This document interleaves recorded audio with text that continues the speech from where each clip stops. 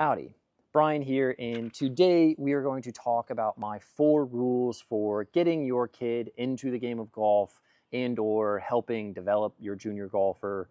I've done a lot of junior golf stuff throughout my career.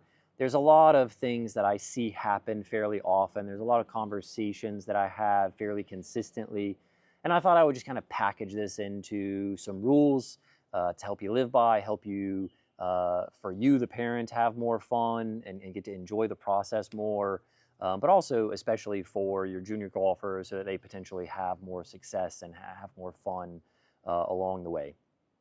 So rule number 1, this is something that happens all the time, and it's not good.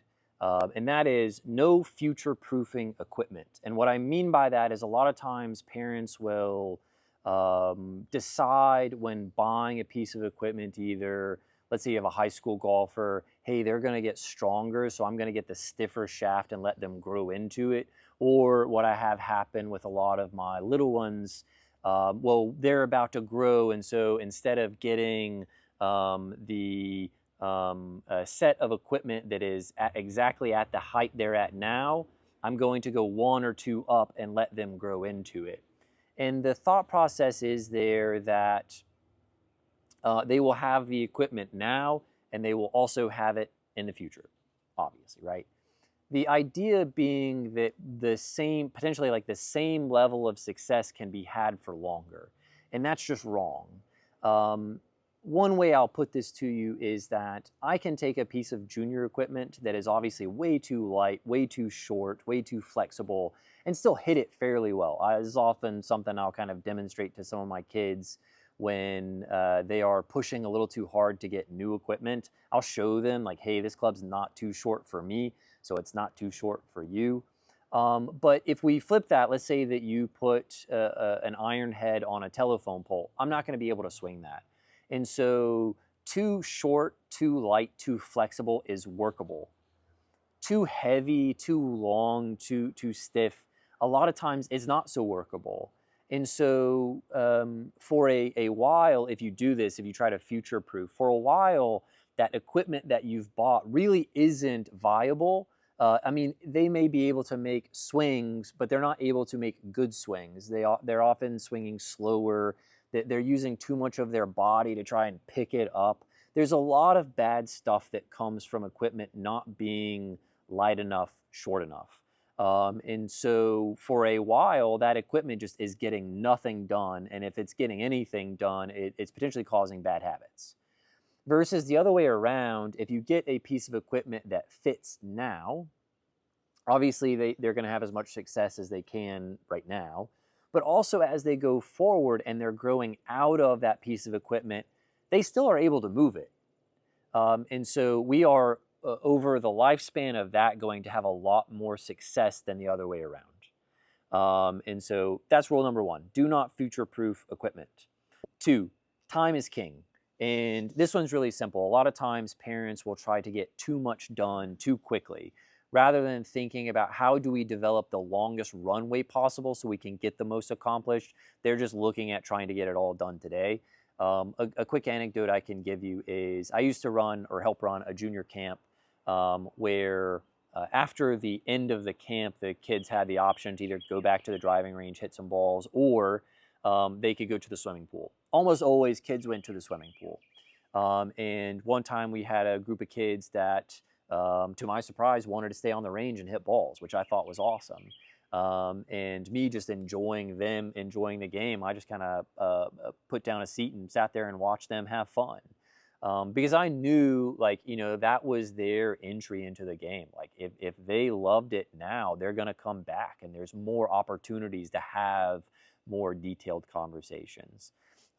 That's just so understood in my brain that I'm not even thinking that. I'm just watching them have fun, knowing, you know, what's about to transpire long term. Well, one of their grandparents is sitting there watching it, and they come up and they start complaining after everything's over. They start complaining about how there's no teaching going on. And it's like, you know, again, it's just that person has the wrong perspective about what's important in this time. And if they knew, again, that time is king, they're just like, hey, that's awesome. They're hooked. They're going to come back. We can answer these questions later. We can get their swing looking better later, etc. You get the point. Rule number 3 is earn it. This one is also fairly simple. A lot of times our instinct is to give. I am going to give you a set of clubs. I'm going to buy you a pair of shoes. And my thought is we have to teach work ethic. We have to teach that good things come from working for them, whether that's in life or if we're talking about golf specifically. We are going to shoot better scores from working at it. We're going to win tournaments from working at it. We're going to make our high school team. We're going to make the college team, whatever, from working at it. And so I'll tell parents, you can instill value in the equipment. Like they will understand, oh, this club or this set of clubs, it cost me X amount of time, X amount of visits to the driving range. And so they will take better care of their stuff when they have worked for it. But again, also the biggest thing is we're just kind of showing them that when you work for things, you're going to get nice things. So whether you have a junior golfer, a very, very young junior golfer that's just going to get a set of clubs, buy them a club and then let's go to the driving range 10 times. And if you do that, I'll buy you a whole set. If you have a high school golfer, then I'm going to buy you a pair of shoes, whatever pair of shoes you want.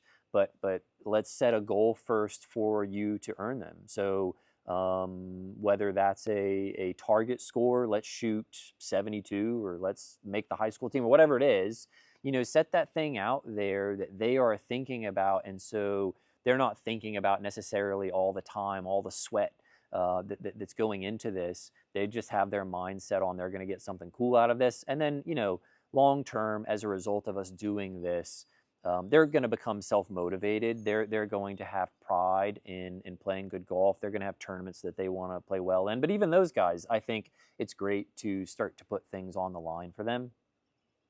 And then rule 4 is a little bit heavier, has to do a little bit more with some psychology, and it's going to ask more from you guys, whether you're parents or grandparents.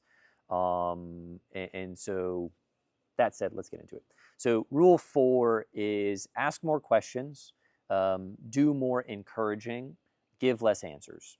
And so what this looks like is, in its best form, parent is kind of standing there, or grandparent is standing there, and child or grandchild is hitting, and they're struggling. And immediately there is just like, do this, do that, do this. Our high school golfer is competitive golfer of any variety. We've just finished a tournament. They just got in the car, and boom, let's just start peppering them with stuff. And it just doesn't do as much as you think it does. If you're watching that little kid struggling to hit the ball, there are times to step in, there are times to not step in. My first thing is go to encouragement first. You can do this. Relax. Like whatever that needs to sound like. Your child, your grandchild better than I do. Encourage them though. Give them what they need to like put wind in their sails. Do not necessarily start thinking about what technical advice. Stand closer, stand farther, do this with your grip, whatever. Don't go there first. Start with encouragement. And then if a trend continues over time, then offer that one piece of advice. Don't overload. They sometimes are just having fun, even if it looks like they're struggling to you. In their mind, they're sitting there having a blast. Like the emotion that you feel may not be the emotion that they feel. And sometimes we just kind of misstep by trying to offer things. Once they get a little bit older, there's a lot of psychology in here.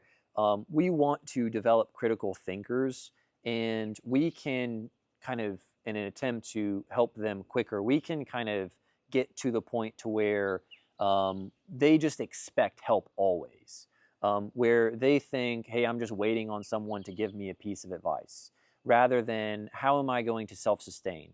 How am I going to work through this myself? And so by asking questions, you will start to instill that there is an order of events that we need to go through to get to our answer. You can start to put them on the path. Like if you know what the answer is, you can put them on that path by asking the right questions. And sometimes we truly don't know what's going on. And again, our emotion will want us to be in control of the situation and say, this is what it is, when we really don't know what it is. And we need to ask questions simply to start to figure out where they're at with it. What are they experiencing?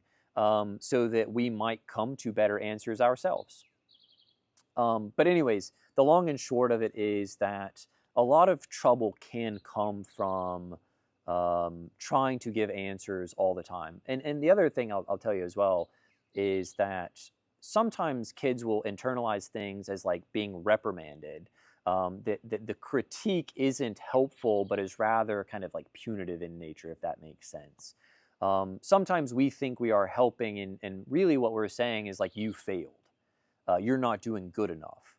And we obviously don't want that. And so our intentions, I think, most of the time will be much more clear if we are starting with the asking questions and encouraging rather than giving answers. The other thing I would tell you is that when they get older, a lot of times what is happening is like the advice, even if you're spot on, it's just going to get rejected because you are who you are and they are who they are. And so I've seen kids kind of like, or parents kind of like prolong the struggle because the kid kind of runs away from that piece of advice and does as much as they can, try this, try that, try the other thing to avoid your solution. And so if you can ask questions, sometimes you make it their idea, and they're gonna be, very stuck on that concept when it's their idea versus when it's your idea. The last thing I'll leave you with as we run out of daylight is they are not perfect, obviously. But I think we should look at, we're not perfect. And so if we are not perfect and we have to continually grow, then it's not fair to ever expect at any point that they are going to be perfect, that they don't have things to learn. And so my place that I would start with all of this, kind of like an overarching thing, I call it an umbrella concept. This is something that stays with us all the time, is I would ask you, the parent or the grandparent, to be introspective, to start with you. How can I do something better before I start asking, what can they do better? If we start with that theme, how can I do what I'm doing better? How can I better serve them, etc.? Something that is introspective about what we're doing. Again, I think we are going to find better solutions than when we react because they're not perfect. When we start thinking immediately about what they are doing, I think when you go about it this way, what can I do better? I think you're almost always going to come to a better solution than, what do they need to do better as the first step. Obviously, we still end up through the first thing coming about an answer and a potential solution. But it's just, I think if you frame it, start with me and then go to them, then you're probably going to have a better relationship with your child. You're going to enjoy it more. You're going to teach them how they should be going about it because they're seeing you kind of handle yourself well. So like they're going to kind of enjoy that and also hold on to those skills as well. So that's that. Those are my rules for helping your junior golfer.